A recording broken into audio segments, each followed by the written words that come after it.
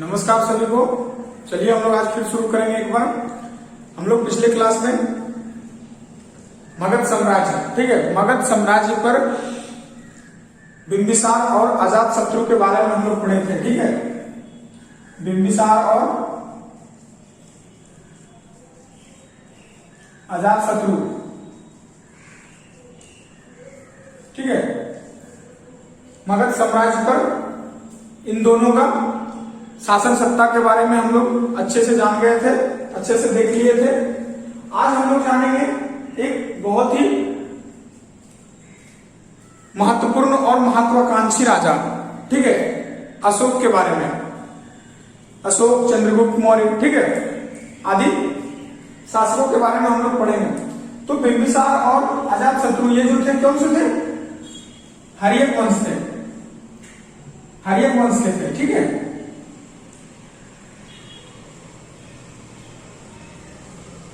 ये हर्यक वंश के थे, ठीक है। हर्यक वंश का जैसे ही शासन सत्ता मगध साम्राज्य पर से समाप्त होती है तो फिर किनका शासन आता है? मौर्य वंश का, ठीक है। शासन आता है मौर्य वंश का। मौर्य वंश का शासन 320 ईस्वी से 185 ईस्वी पूर्व तक मगध साम्राज्य पे रहा है, ठीक है। हर्यक मौर्य वंश का शासन, मौर्य वंश का शासन काल जो है 320 ईस्वी से 185 ईस्वी पूर्व तक। तो मौर्य वंश के संस्थापक थे चंद्रगुप्त मौर्य, ठीक है। मौर्य वंश के, ठीक है, मौर्य वंश, ठीक है, संस्थापक कौन थे? चंद्रगुप्त मौर्य।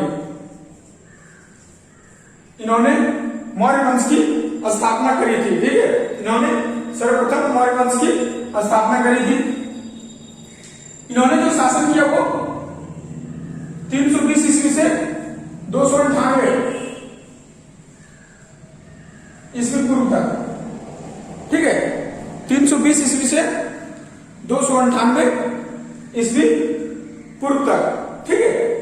मौर्य वंश के संस्थापक जो थे चंद्रगुप्त मौर्य, इन्होंने 320 से लेकर के 298 ईस्वी पूर्व तक शासन किया मगध साम्राज्य पर, ठीक है। चंद्रगुप्त मौर्य से संबंधित एक और प्रश्न आता है, ऑप्शन में रहता है कि भारत का मुक्तिदाता किसे कहा जाता है? तो चंद्रगुप्त मौर्य को भारत का मुक्तिदाता, मुक्तिदाता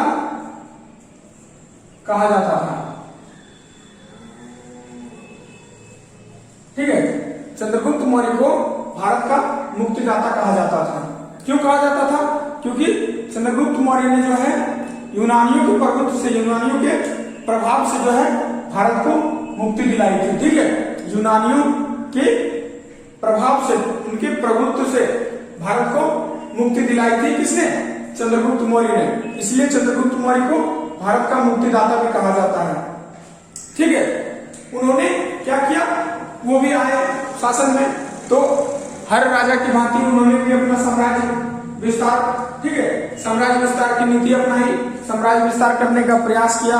और वही काम सेम चंद्रगुप्त मौर्य ने भी किया। उन्होंने भी क्या किया कि पश्चिम भारत में, ठीक है, पश्चिम भारत में दक्कन और कर्नाटक का जो उत्तरी भाग होता है, ठीक है, ठीक है, दक्षिण नहीं, पश्चिम भारत में दक्कन और कर्नाटक के उत्तरी भाग तक अपनी सत्ता स्थापित की, ठीक है। कहां से कहां तक? दक्कन और कर्नाटक, ठीक है, कर्नाटक में भी अपनी सत्ता स्थापित की, ठीक है। इनके द्वारा, चंद्रगुप्त मौर्य के द्वारा, हम बात कर रहे हैं चंद्रगुप्त मौर्य की, ठीक है, चंद्रगुप्त मौर्य की। तो चंद्रगुप्त मौर्य के द्वारा जो विजित क्षेत्र था वो था सौराष्ट्र, मालवा, ठीक है, और दक्कन।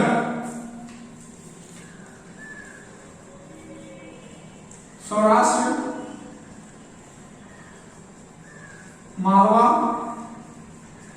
और दक्कन, ठीक है। ये उनके द्वारा विजित क्षेत्र है। सौराष्ट्र गुजरात प्रांत का एक उप क्षेत्र है। ठीक है, सौराष्ट्र जो है गुजरात प्रांत का एक उप क्षेत्र है जो अर्ध मरुस्थलीय है। ठीक है, जो अर्ध मरुस्थलीय क्षेत्र है, ये काफी क्या उसको कह सकते हैं,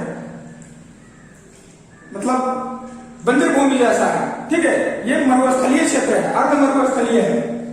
ठीक है, उसके बाद पश्चिम उत्तर की तरफ, ठीक है, पश्चिम उत्तर की तरफ, ठीक है, अपने उन्होंने जो है पश्चिम उत्तर की तरफ उन्होंने यूनानी सेनानायक, ठीक है, कौन यूनानी सेनानायक, सेल्यूकस निकेटर, पश्चिम उत्तर की तरफ, ठीक है, पश्चिम उत्तर की तरफ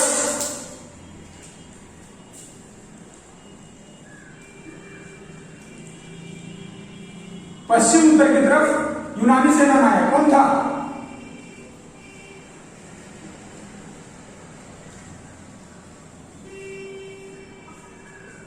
सेल्यूकस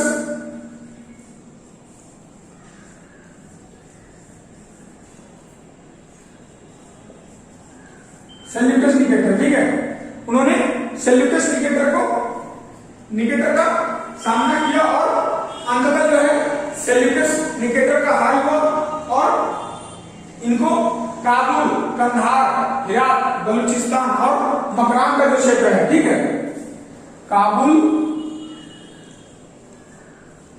हिरात, मकरान, कंधार और बलूचिस्तान,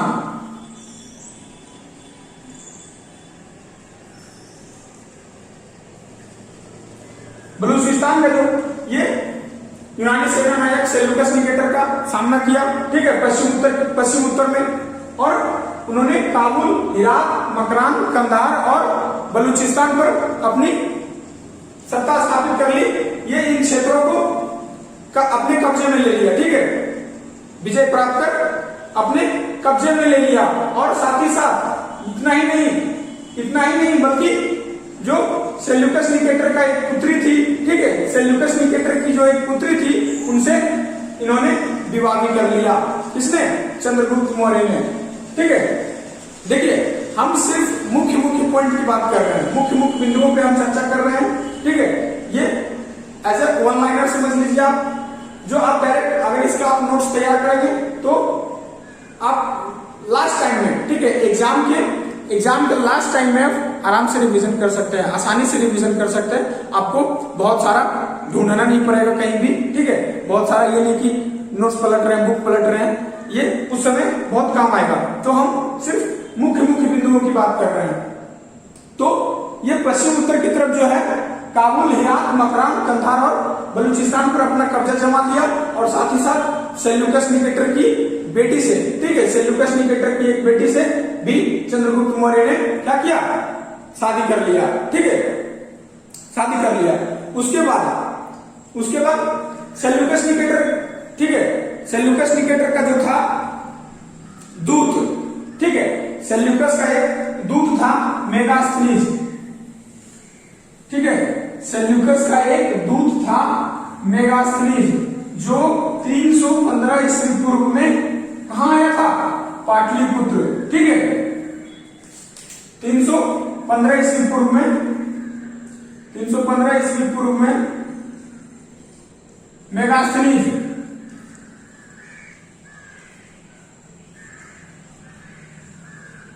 ठीक है, मेगास्थनीज कौन था? सेल्यूकस का दूत।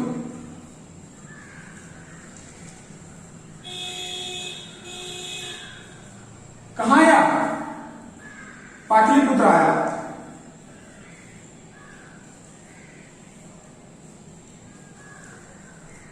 कब आया?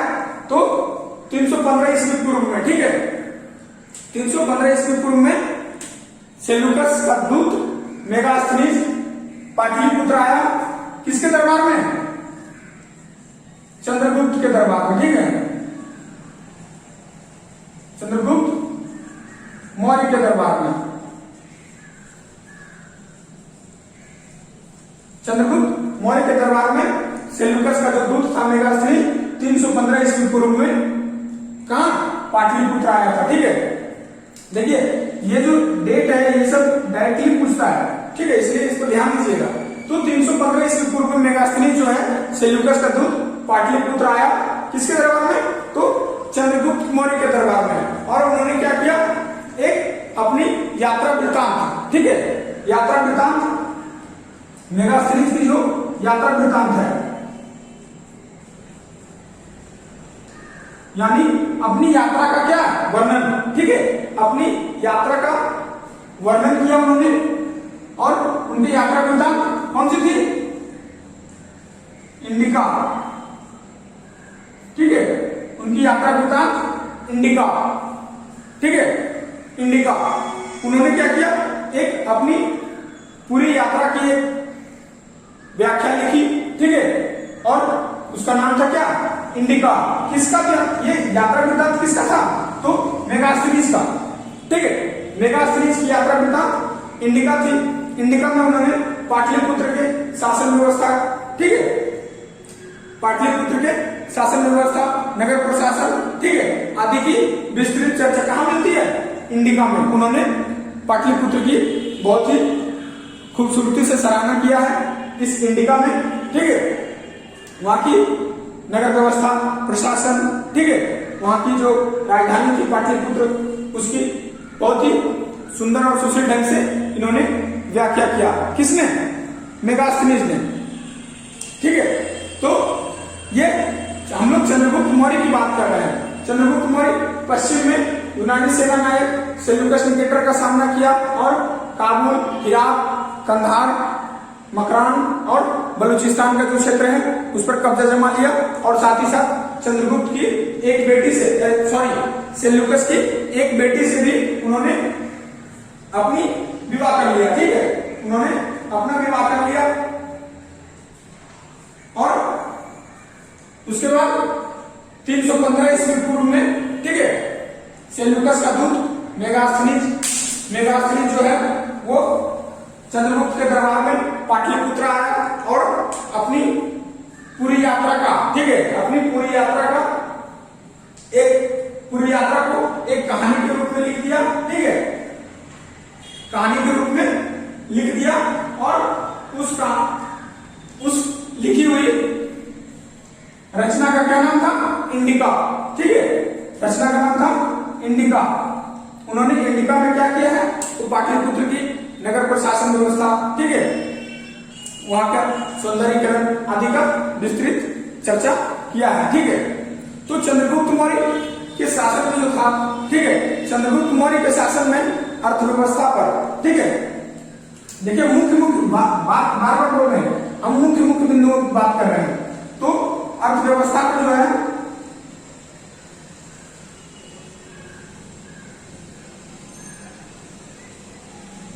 अर्थव्यवस्था पे राज्य का क्या था? पूर्ण नियंत्रण था, फुल कंट्रोल, ठीक है, राज्य पर नियंत्रण था। सेना सुसंगठित थी,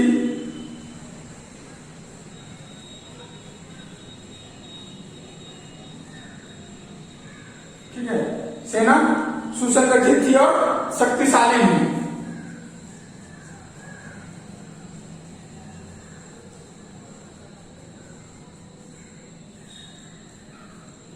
ठीक है। चंद्रगुप्त के शासन काल में सेना सुसंगठित थी और शक्तिशाली भी थी। अर्थव्यवस्था पर राज्य का पूर्ण नियंत्रण था, ठीक है, अर्थव्यवस्था पर राज्य का पूर्ण नियंत्रण था, ठीक है, चंद्रगुप्त मौर्य। उसके बाद, ठीक है, इन्होंने कब से कब तक शासन किया था? तो 320 से लेके 298 ईस्वी पूर्व तक चंद्रगुप्त मौर्य, ठीक है, 298 ईस्वी पूर्व तक। उसके बाद चंद्रगुप्त मौर्य का जो बेटा होता है वही उसका उत्तराधिकारी भी रहता है, ठीक है, चंद्रगुप्त मौर्य का जो बेटा है वही उसका उत्तराधिकारी होता है। और अगला शासक कौन बनता है? बिंदुसार, ठीक है, बिंदुसार। बिंदुसार भी एक बहुत महत्वाकांक्षी शासक था, योद्धा था, ठीक है। तो उसके बाद आता है बिंदुसार की। उसके बाद कौन शासक बनता है मौर्य साम्राज्य का? बिंदुसार। हर एक वंश में था बिंबिसार और मौर्य वंश में बिंदुसार, इसलिए इस पर आप कंफ्यूज मत होइएगा कभी भी, बिंदुसार और बिंबिसार। तो मौर्य वंश का उसके बाद कौन सा आया? बिंदुसार। 298 ईस्वी पूर्व में, ठीक है, चंद्रगुप्त मौर्य की मृत्यु के बाद, ठीक है, उसका जो अगला शासक बना वो बिंदुसार था। कौन था? तो चंद्रगुप्त मौर्य का पुत्र और उसका उत्तराधिकारी। ये कब से कब तक शासन किया? 298 से 272 ईस्वी पूर्व तक, ठीक है।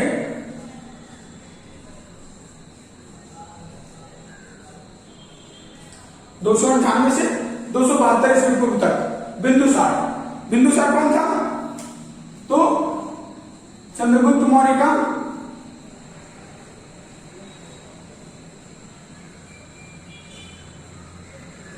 पुत्र और उत्तराधिकारी।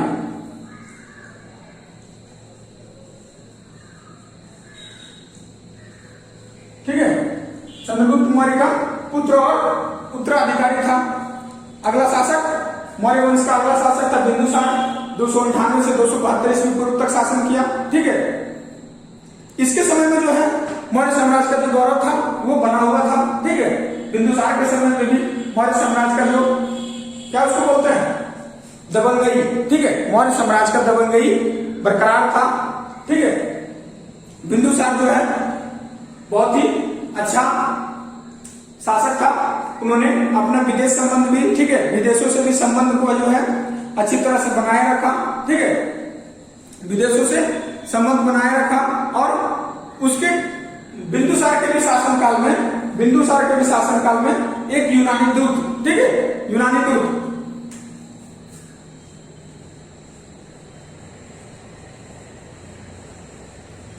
कौन? यूनानी दूत डिमोक्लस, ठीक है।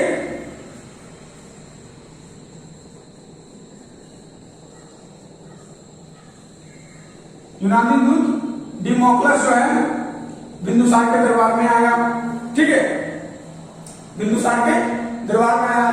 उसके बाद बिंदुसार को देखिए, ये बहुत ही अच्छा चीज है, बिंदुसार को जो है पिता का पुत्र और पुत्र का पिता भी कहा जाता था, ठीक है। पिता का पुत्र, पिता का पुत्र और पुत्र का पिता,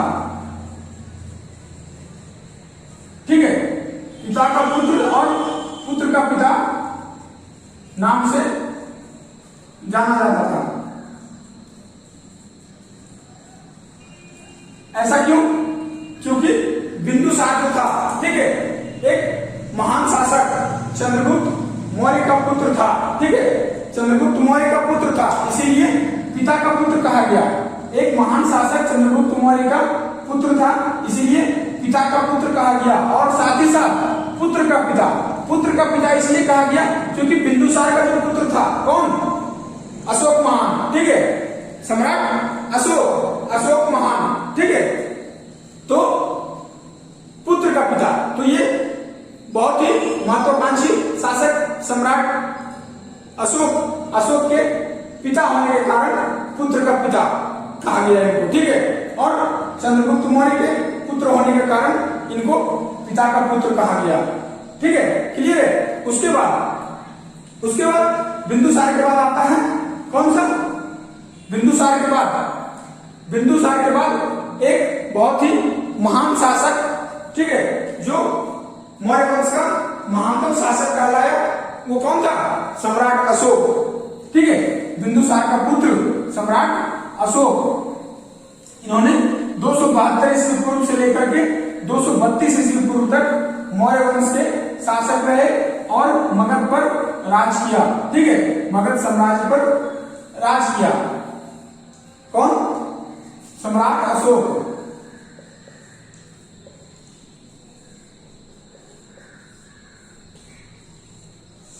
272, ठीक है, सॉरी 272, 272 से 232 ईस्वी पूर्व तक। फिर ठीक है, 272 से 232 ईस्वी पूर्व तक अशोक ने शासन किया, ठीक है, सम्राट अशोक, ठीक है। आरंभ में साम्राज्य विस्तार की नीति ये भी अपनाया, ठीक है। अशोक जो है आरंभ में, ठीक है, शुरू में हर राजा आता है तो चाहता है कि भाई हमारा साम्राज्य जो है अच्छा विकास करे, हमारा साम्राज्य का दबदबा बना रहे, ठीक है, पड़ोसी राज्य जो है हमसे डरे, ठीक है, हमारा राज्य का विस्तार हो। तो अशोक भी जब शुरू में आया, राजा बना, तो इन्होंने भी साम्राज्य विस्तार की नीति अपनाई, ठीक है, साम्राज्य विस्तार की नीति अपनाई। लेकिन 261 ईस्वी पूर्व में, ठीक है, कब 261 ईस्वी पूर्व में कलिंग का जो युद्ध हुआ था, ठीक है, 261 ईस्वी पूर्व में कलिंग युद्ध में, ठीक है, बहुत बड़ा नरसंहार हुआ था, यानी कि हर तरफ मार काट खून खराबा, ठीक है, हर तरफ मार काट खून खराबा हुआ। तो ये देख करके अशोक का जो है हृदय बदल गया, उनकी मानसिकता बदल गई। उन्होंने क्या किया, उन्होंने शांति और सद्भाव की नीति अपनाने को सोच लिया, ठीक है, उन्होंने शांति और सद्भाव की नीति अपनाने की सोच लिया, ठीक है। तो 261 ईस्वी पूर्व में क्या हुआ था,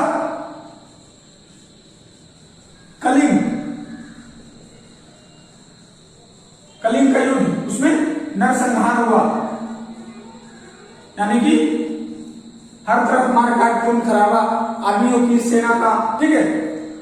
तो नरसंहार ने जो उनको है उनकी मानसिकता को बदल दिया और उन्होंने, ठीक है, उन्होंने क्या किया कि इसे हम त्याग देंगे, ठीक है, असुर विजय, ठीक है, असुर मतलब मारकाट वाला, मारकाट की नीति जो है हम त्याग देंगे और शांति सद्भाव की नीति अपनाएंगे, ठीक है। असुर विजय का त्याग किया, ठीक है, असुर विजय का त्याग किया और शांति और सद्भाव की नीति अपनाई।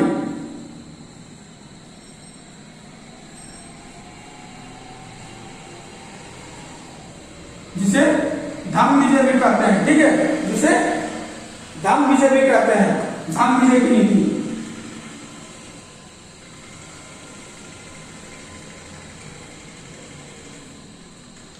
धम्म विजय नीति, ठीक है। इन्होंने मारकाट खून खराबा को देख करके अपनी मानसिकता को बदलने के लिए मजबूर हो गया और क्या किया, उन्होंने जो है अपनी शांति सद्भाव की नीति अपनाने का सोच लिया, धम्म विजय नीति अपनाया, ठीक है। उसके बाद उन्होंने विदेशों से संबंध बनाए रखा, ठीक है, वह भी जो है विदेश से संबंध बनाए रखा और क्या किया, शांति सद्भाव के प्रचार के लिए, ठीक है, शांति सद्भाव के प्रचार के लिए अपने दूत को विदेशों में भेजा, ठीक है, अपने दूत को विदेशों में भेजा।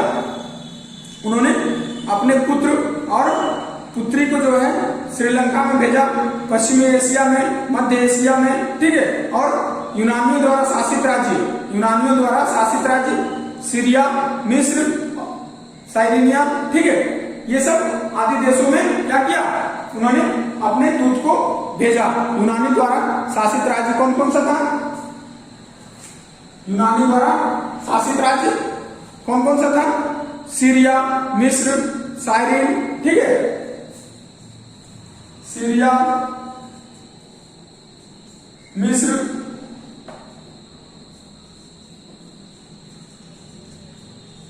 साइरिन, मेडोनेशिया, ठीक है, सॉरी मैसेडोनिया, ठीक है।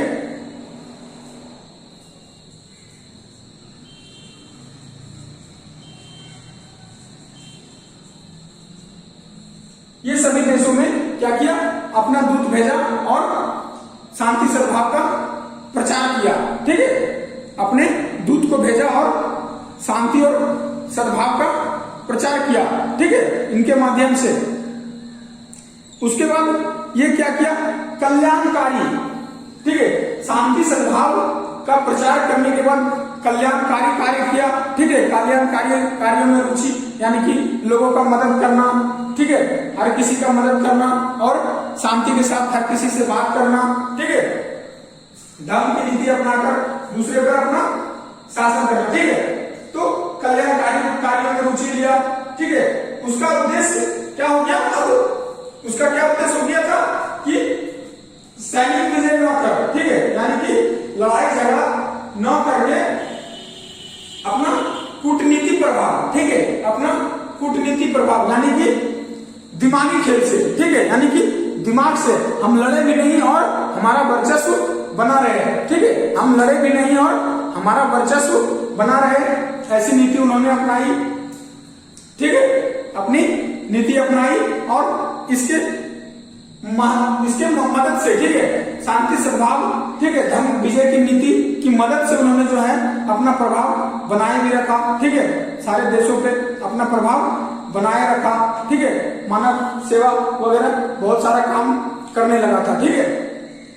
कब से, कलिंग युद्ध के बाद से, ठीक है, कलिंग युद्ध के बाद से, ठीक है, अशोक जो है बौद्ध धर्म का आलिंगन किया, यानी बौद्ध धर्म को अपनाया, ठीक है, और उसे संरक्षण दिया, ठीक है। अशोक ने बौद्ध धर्म अपनाया, ठीक है, अशोक ने बौद्ध धर्म अपनाया, बौद्ध धर्म का आलिंगन किया,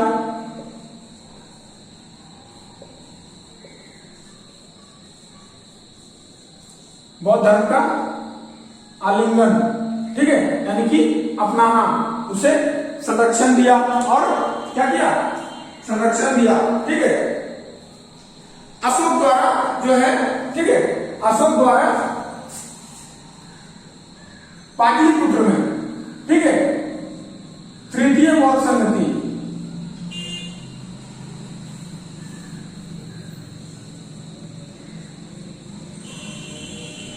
तृतीय बौद्ध संगति का आयोजन किया, ठीक है, अशोक द्वारा जो है तृतीय बौद्ध संगति का आयोजन हुआ, कहां पे, पाटलिपुत्र में, ठीक है, कहां पे, पाटलिपुत्र में, तृतीय बौद्ध संगति का आयोजन किया पाटलिपुत्र में, ठीक है, किसके द्वारा, अशोक के द्वारा, ठीक है। पहले दो बौद्ध संगति के बारे में हम चर्चा कर चुके थे, जो लोग नहीं देखे हैं पुराने क्लास को जाकर के देख लीजिए, ठीक है, प्लेलिस्ट में अपने वीडियो डला हुआ है, वहां से आप पुराने क्लास को देखिएगा, क्योंकि देखिए ये जो है एक शुरुआत से, ठीक है, जो पहली क्लास है, इतिहास ऐसी चीज है कि अगर शुरू से, ठीक है, शुरू से एक कहानी के माध्यम से अगर आपके दिमाग में डाल दिया जाए तो वो ज्यादा देर तक याद रहेगा और आसानी से याद किया जा सकता है, ठीक है, ठीक है। तो पहला बौद्ध संगति का आयोजन कहां हुआ था, राजगीर में, दूसरा वैशाली में और तीसरा पाटलिपुत्र में, ठीक है।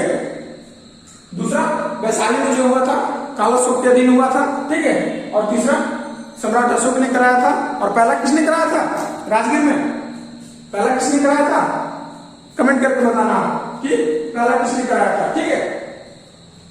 उसके बाद क्या किया, बौद्ध धर्म का प्रचार प्रसार किया, ठीक है, अशोक ने जो है बौद्ध धर्म का प्रचार प्रसार किया, क्योंकि बौद्ध धर्म को अपनाया था तो भाई उनका प्रचार प्रसार तो करना था उनको, ठीक है, उनको प्रचार प्रसार तो करना था, ठीक है। उनके अशोक के जो पुत्र थे उनका नाम था महेंद्र, ठीक है, और पुत्री का नाम था संघमित्रा, ठीक है। अशोक के जो पुत्र थे महेंद्र और पुत्री संघमित्रा,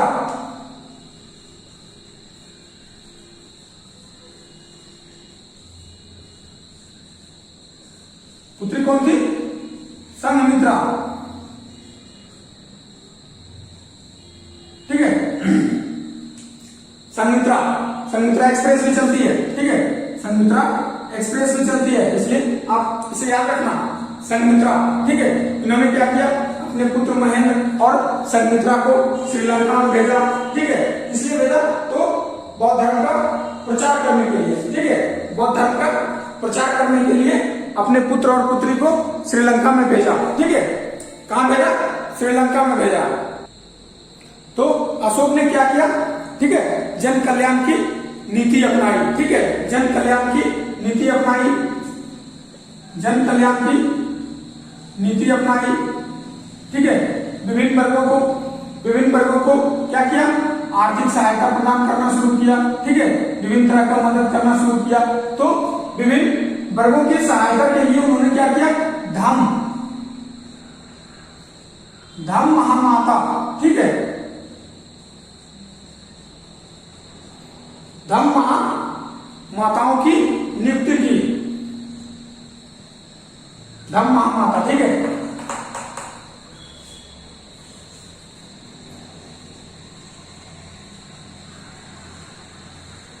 धम्म महामाताओं की नियुक्ति किस लिए किया? तो विभिन्न वर्गों को सहायता प्रदान करने के लिए। ठीक है, सहायता और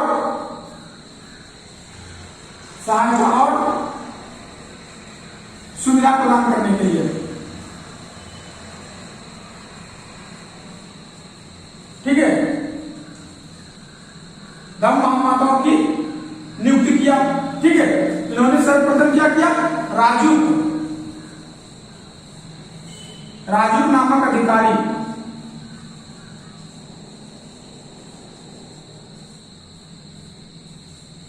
बहाल किया। किस लिए किया? तो किस लिए किया? राजू नामक अधिकारी बहाल किया। क्यों किया? न्याय प्रशासन व्यवस्था को सुव्यवस्थित रखने के लिए। ठीक है, न्याय प्रशासन व्यवस्था को सुव्यवस्थित रखने के लिए। ठीक है, न्याय प्रशासन व्यवस्था को सही रखने के लिए। ठीक है, सही रखने के लिए क्या किया? राजू नामक अधिकारी बहाल किया। ठीक है, धम्म महामाताओं की नियुक्ति किया। क्यों किया? तो सहायता और सुविधा प्रदान करने के लिए। ठीक है, लोगों को आर्थिक सहायता भी प्रदान करता था। इन्होंने और क्या किया? पशु वध पर रोक लगाया। ठीक है, पशु वध पर रोक लगाया। ठीक है, पशु वध पर रोक लगाया और क्या? वही शांति सद्भाव। ठीक है, शांति सद्भाव का जो है, जो उसपे शांति सद्भाव पर बल दिया। ठीक है, और क्या किया? जीवन में उच्च नैतिक आदर्शों का विकास पर जोर दिया। ठीक है, कि भाई पशुओं का वध मत करो। ठीक है, पशुओं का वध न करो। ठीक है, अपने अंदर नैतिक आदर्शों का विकास करो। ठीक है, सबके साथ भाईचारा, सबके साथ, चाहे वो पशु हो या फिर मनुष्य हो, सबों के साथ, ठीक है, एक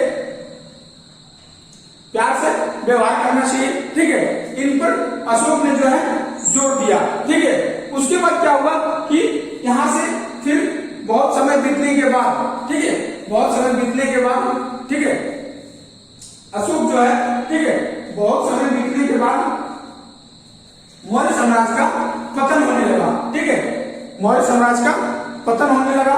तो मौर्य साम्राज्य के पतन का कई कारण लोग बताते हैं। ठीक है, इतिहासकारों ने, ठीक है, या फिर जो इनके विद्वान हैं वो बहुत सारे कारण बताते हैं कि मौर्य साम्राज्य के पतन का क्या कारण था। लेकिन कुछ जो उसमें से महत्वपूर्ण है वो ये है कि अशोक की जो शांति प्रिय नीति थी, ठीक है, शांति सद्भाव वाली जो नीति अपनाई थी, जन कल्याण वाली, उसके बाद वो क्या किया था कि अपनी सेना को नष्ट कर दिया था। उन्होंने सेना रखना ही बंद कर दिया। भाई हम शांति सद्भाव, ठीक है, शांति सद्भाव प्यार से सबको हम रखेंगे, तो हमें सेना की क्या जरूरत है? हम किसी के साथ लड़ाई झगड़े मारपीट नहीं करेंगे, तो हमें सेना की जरूरत नहीं है। तो उन्होंने सेना को खत्म कर दिया। और दूसरा कारण ये भी बताया जाता है कि उन्होंने जब बौद्ध धर्म का आलिंगन किया, ठीक है, उन्होंने जब बौद्ध धर्म का आलिंगन किया तो इससे क्या हुए?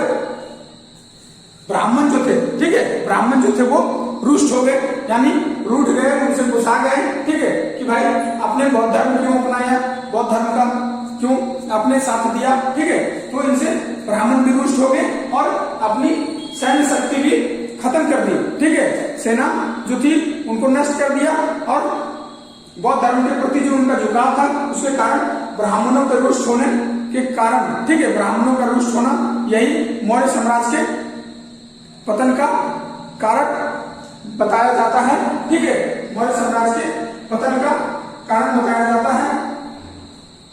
उसके बाद 185, ठीक है, मौर्य साम्राज्य का पतन के कारण, मौर्य साम्राज्य कब से कब तक था, 320 से 185 ईस्वी पूर्व तक, ठीक है। तो 185 ईस्वी पूर्व के अंत में क्या होता है, ठीक है, 185 ईस्वी पूर्व में जो है मौर्य का जो अंतिम शासक होता है, ठीक है, 185 ईस्वी पूर्व में मौर्य का अंतिम शासक यानी मौर्य वंश का अंतिम शासक, ठीक है, बृहदत्त होता है, ठीक है, बृहदत्त, जिसको कि पुष्यमित्र सिंह ने हत्या कर देता है और अपना शुंग वंश की स्थापना कर लेता है, ठीक है। मौर्य साम्राज्य का अंतिम शासक कौन होता है, अंतिम शासक बृहदत्त, ठीक है, बृहदत्त मौर्य साम्राज्य का अंतिम शासक होता है।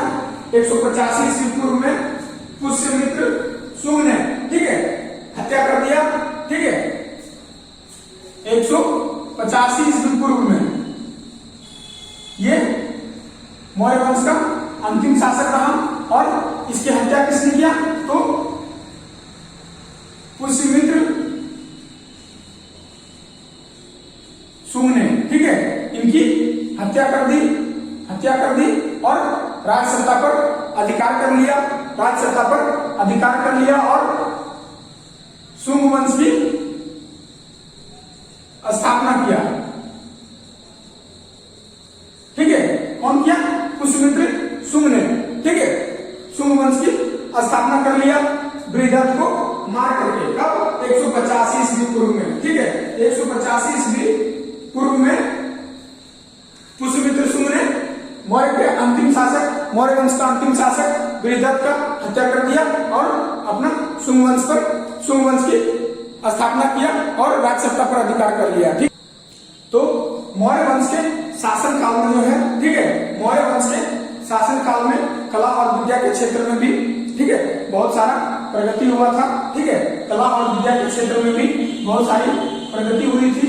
अर्थशास्त्र की रचना, ठीक है, अर्थशास्त्र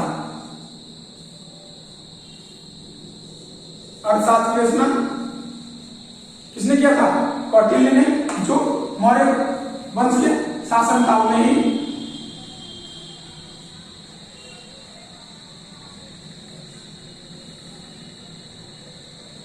ठीक है, कौटिल्य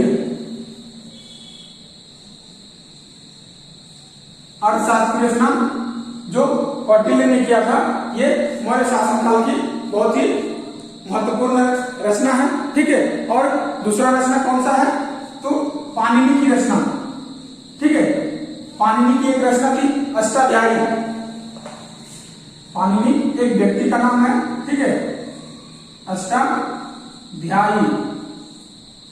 अष्टाध्यायी की रचना किसने किया था, तो पाणिनि, ठीक है। ये एक बहुत सुप्रसिद्ध व्याकरण आचार्य थे, व्याकरणाचार्य, ठीक है, पाणिनि की रचना अष्टाध्यायी, ठीक है, पाणिनि की रचना अष्टाध्यायी जो है वो इस मौर्य शासन काल की, पाणिनि की रचना कौन सा, अष्टाध्यायी,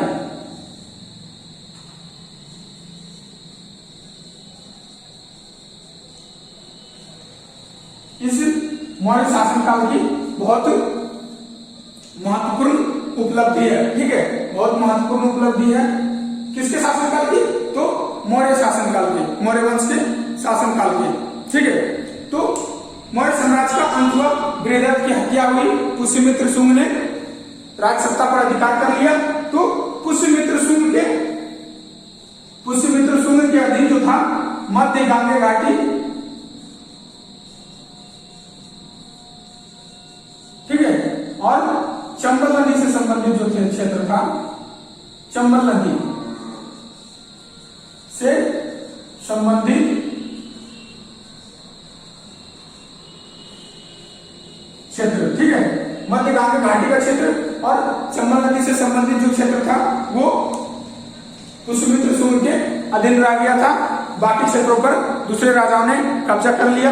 उसके बाद क्या किया, पुष्यमित्र शुंग ने जो है, ठीक है, ब्राह्मण धर्म को प्रश्रय दिया और ब्राह्मण धर्म को अपनाया और क्या किया, बुद्ध बौद्धों के प्रति, यानी कि जो बौद्ध धर्म के थे उन्हें बहुत आक्रामक व्यवहार किया उनके साथ, ठीक है, आक्रामक व्यवहार किया।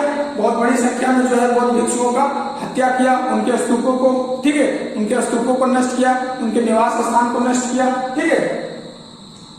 ये कब हुआ, शुंग के शासनकाल में, ठीक है, पुष्यमित्र शुंग के शासनकाल में, क्योंकि उन्होंने ब्राह्मण धर्म का आलिंगन किया, ब्राह्मण धर्म को अपनाया, ठीक है, और बौद्ध धर्म के जो लोग थे उनके साथ बहुत आक्रामक व्यवहार किया, ठीक है, उनकी हत्या करी और उनके स्तूपों, उनके निवास स्थानों का जो है उनको नष्ट कर दिया, ठीक है। और इसी पुष्यमित्र शुंग के शासनकाल में, ठीक है, इसी पुष्यमित्र के शासनकाल में एक बहुत बड़ा आक्रमण हुआ था डेमेट्रियस का, ठीक है, डेमेट्रियस का आक्रमण हुआ था पुष्यमित्र शुंग के शासनकाल में ही, ठीक है, पुष्यमित्र शुंग के शासनकाल में, ठीक है।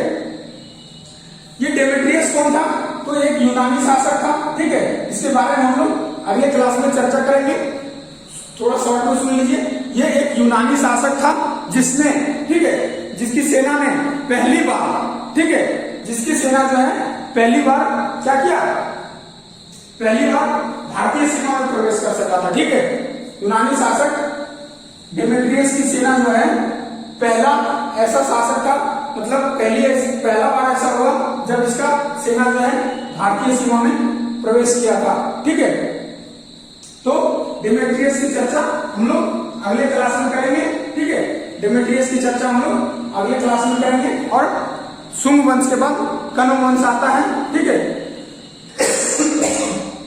शुंग वंश के बारे में थोड़ा हम लोग और विस्तार से जानेंगे और उसके बाद कण्व वंश आता है अपने प्राचीन बिहार के समय में, ठीक है, अपने प्राचीन जब बिहार था उसके समय में शुंग वंश के बाद आता है कौन सा, कण्व वंश की स्थापना होती है, शुंग वंश का भी पतन होता है और कण्व वंश का उदय होता है। तो हम लोग अगले क्लास में डेमेट्रियस और आगे का क्लास हम लोग देखेंगे, ठीक है। तब तक के लिए धन्यवाद।